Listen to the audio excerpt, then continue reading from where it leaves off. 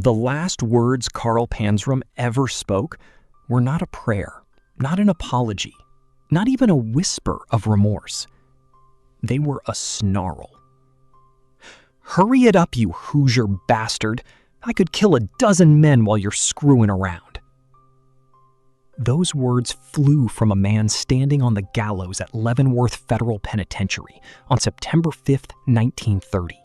A noose already cinched around his neck, his eyes burning with contempt for every living soul in the room. He spat in the face of his executioner. He sneered at the chaplain. He smiled. Not because he was insane. Not because he didn't understand what was about to happen, but because Carl Panzram had wanted this moment, had fought for this moment for years, had sent threatening letters to the President of the United States, to human rights activists, to anyone who dared suggest his life had value. "I don't believe in man, God, or devil," he once wrote. "I hate the whole damned human race, including myself." By his own confession, he had murdered 21 people, raped over 1,000 men and boys, and torched buildings across 2 continents. He was a serial killer, a rapist, an arsonist, and the most self-consciously destructive human being American criminology had ever documented.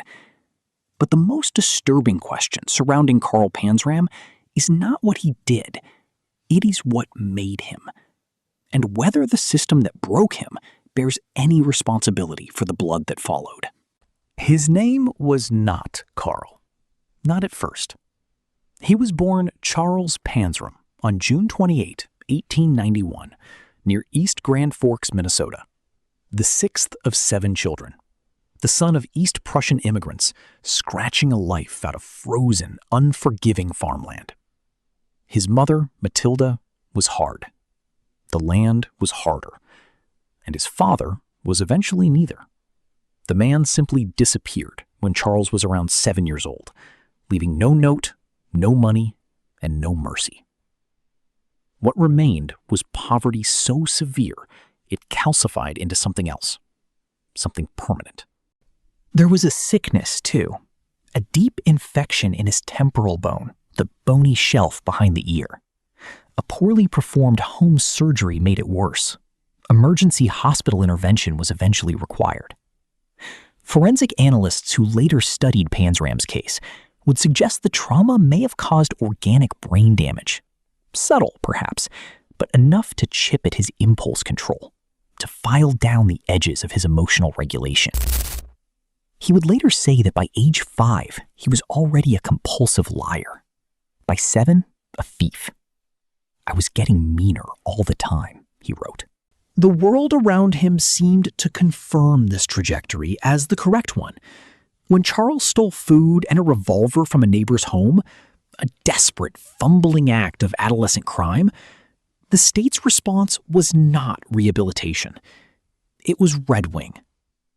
The Minnesota State Training School at Red Wing.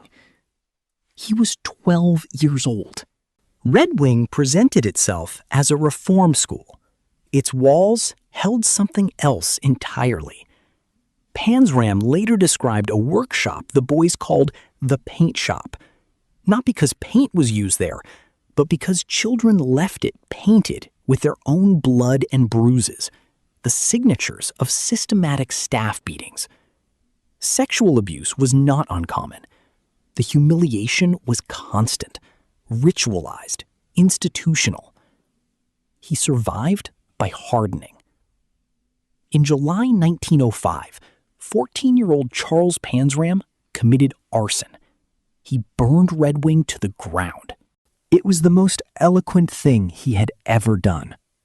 Following his parole in 1906, he fled to the rails, the sprawling transient networks of hobo camps and freight cars that stitched America together in the early 20th century.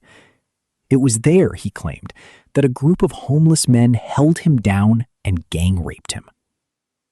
The world had now delivered its lesson twice. Power belongs to those willing to use it. Cruelty is not an aberration.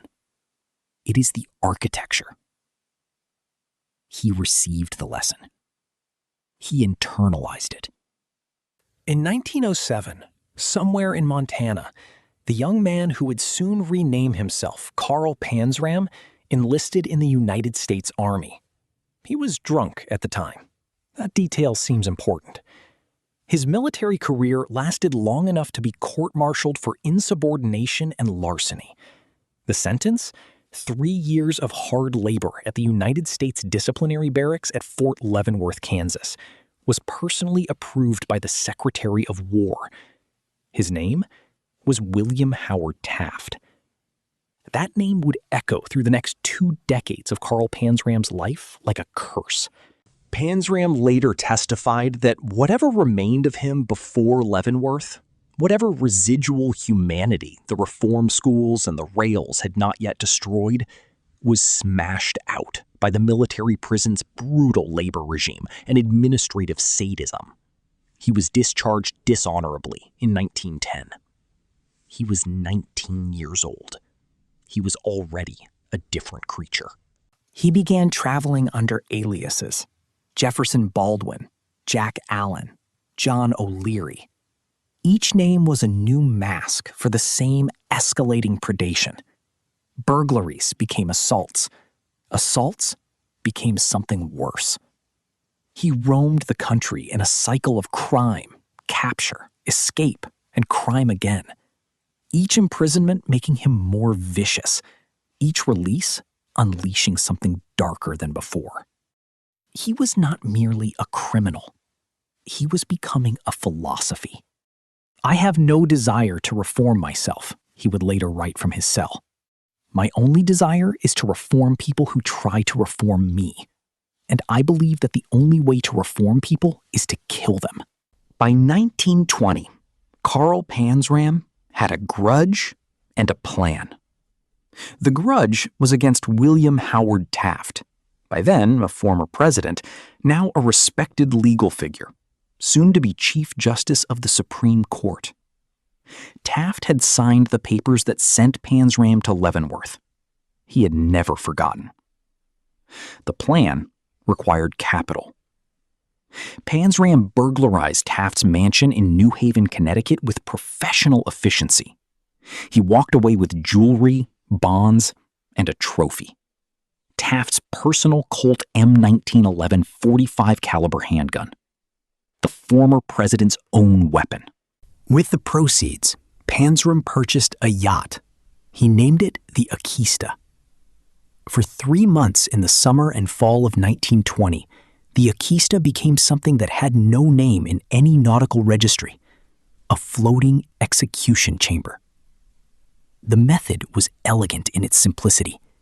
Panzram would haunt the waterfront bars of New York Harbor, identifying young sailors fresh off voyages, men who drank too freely and trusted too easily. He would offer them work on his yacht. Once they were far enough from shore, he would get them drunk. He would rape them. And then he would shoot them with the former president's own gun and dump their weighted bodies into the Long Island Sound near a lighthouse called Execution Rocks. The name was not lost on him. He found it appropriate. He confessed to killing 10 men this way. The spree ended not with an arrest, but with an accident. The Akista ran aground near Atlantic City, and the operation dissolved as simply as it had begun. In late 1921, Panzram fled to Portuguese Angola, working as a foreman on an oil rig. The continent offered no reformation. What it offered was distance and anonymity, which for Panzram served the same purpose. He burned the oil rig down. Out of spitefulness, he later said, as if that explained everything and needed no elaboration. In a gravel pit outside Lobido, he murdered an 11-year-old boy. He then hired 6 local men to guide a canoe trip into a remote stretch of Lobido Bay. When they were far enough from any witness, he shot all 6 in the back of the head and fed their remains to crocodiles. He counted the crocodiles afterward. He seemed pleased by their efficiency. Panzram was not caught by brilliant detective work or forensic innovation. He was caught, repeatedly, by the blunt arithmetic of probability. A man who commits hundreds of crimes across dozens of states will eventually be arrested, if only by chance. His final capture came on August 30th, 1928. The charge was burglary in Washington, D.C. The arresting officers had no idea what they had. While awaiting trial at the D.C. jail, Panzram occupied himself with the routine of confinement and with the particular hatred he reserved for every authority figure who crossed his path. He attacked guards. He was beaten in return. The cycle was familiar, almost comforting in its predictability. And then something unprecedented happened. A corrections officer noticed him. Henry Philip Lesser had been a corrections officer for exactly 7 months when he encountered Carl Panzram. He was young, idealistic in the way that careers in corrections tend to extinguish quickly. He saw a man who had been beaten by guards, nothing unusual in that facility, and he did something that no one in Panzram's entire life had done without ulterior motive. He slipped him $1 for tobacco. The reaction in Panzram was something close to confusion.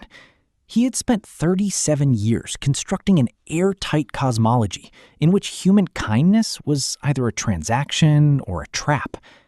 $1 with no apparent angle did not fit the model. He was the only man who ever treated me decently, Panzram later wrote. Lesser began visiting regularly. He was fascinated by Panzram's intelligence, by the ferocity of his nihilistic logic, by the eloquence with which he articulated a complete rejection of human civilization. He convinced Panzram to write his life story. Panzram agreed. Over subsequent months, in secret, Panzram produced a 40,000-word autobiographical manuscript, one of the most candid and disturbing confessional documents in American criminal history. Lesser smuggled the pages out in fragments, preserving them at enormous personal risk.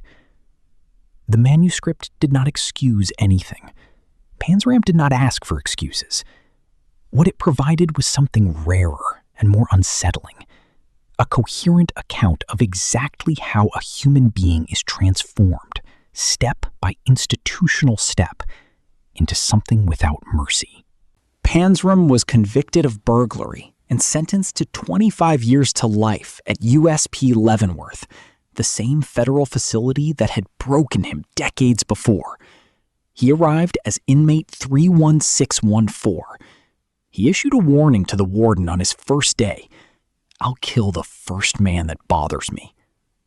Panzram was not a man who made idle statements. On June 20th, 1929, he beat civilian laundry foreman Robert Warnke to death with an iron bar. Warnke had been taunting and harassing him, Panzram said. Whether this was true, whether it constituted provocation sufficient to explain an iron bar, was not a question Panzram invited anyone to ask. The murder was witnessed. The evidence was unambiguous. Panzram did not attempt to deny it. Carl Panzram's murder trial was the first time in his life he held all the leverage. He refused to allow an appeal. He rejected every legal maneuver designed to spare him. He wrote aggressive, threatening letters to President Herbert Hoover, to human rights activists, to the Society for the Abolition of Capital Punishment, ordering them, in terms that left no ambiguity, not to interfere with his execution. "I don't want any ham-handed charity from you or anybody else," he wrote to one activist who had attempted to intervene on his behalf. In his death row cell, he was housed across the corridor from Robert Stroud, the Birdman of Alcatraz, who later wrote about Panzram's singular, absolute desire to die. The great psychiatrist Karl Menninger evaluated him during this period. His conclusion? Legally sane. His deeper observation that Panzram's pathology was not the product of innate evil, but the logical endpoint of what the reform school system had done to a child. The noose for Carl Panzram was not punishment. It was the only exit he had ever been offered that he actually wanted. Carl Panzram was hanged at 6:04 a.m. on September 5th, 1930. His final act was to spit in the executioner's face. His final words were an insult. His final expression was something witnesses described uncomfortably as relief. Henry Lesser spent the next 4 decades trying to publish the manuscript his prisoner had written. Publishers rejected it. The content was too raw, too unflinching, too uncomfortable in its implication that American institutions had participated in creating a monster. The book was finally published in 1970, 40 years after the execution, under the title Killer, A Journal of Murder. The original manuscript and Lesser's correspondence now reside at San Diego State University, preserved in the Malcolm A. Love Library. 5 of Panzram's confessed murders were officially corroborated. The other 16, the sailors in the Long Island Sound, the men in Angola, the others scattered across the continent and across time, remain in the category that true crime reluctantly calls unverified. The Akista's victims were never found. Their names were never recorded. Execution Rocks still stands at the entrance to the Long Island Sound, its light still turning through the fog, illuminating water that kept its secrets. What remains is the question that Lesser spent his life trying to make America answer. When a child is handed to an institution designed for his rehabilitation, and that institution systematically tortures him, degrades him, destroys whatever might have been salvageable, and that child grows into a man who does to others what was done to him at scale, who built the monster?